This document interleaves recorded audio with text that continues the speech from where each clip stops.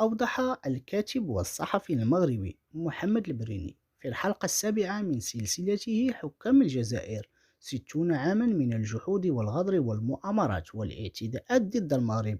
كيف ثار الرئيس الجزائري هواري بومدين وفقد السيطرة على نفسه حين أعلن الملك الراحل الحسن الثاني انطلاقة المسيرة الخضراء من أجل تحرير الصحراء المغربية.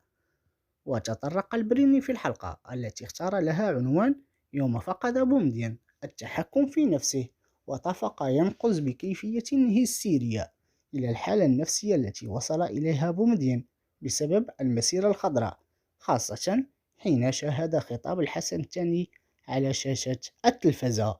وأوضح البريني أن بومدين نهض من أريكته وطفق يقفز وينط بكيفية غريبة وهستيرية ويضرب الأرض برجليه كأنه فقد السيطرة على شخصيته،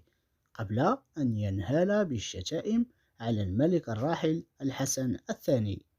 وتناول محمد البريني في الحلقة ذاتها موقف النظام الجزائري عقب نجاح المسيرة الخضراء بعدما فشل في زعزعة استقرار المغرب وتغيير نظامه السياسي، وفشل أيضا في كل المحاولات الخداع والمكر بالمغرب، كما أن التهديدات القوية التي مارسها بومدين آنذاك على الرئيس الموريتاني المختار ولدادة كان مصيرها أيضا الفشل.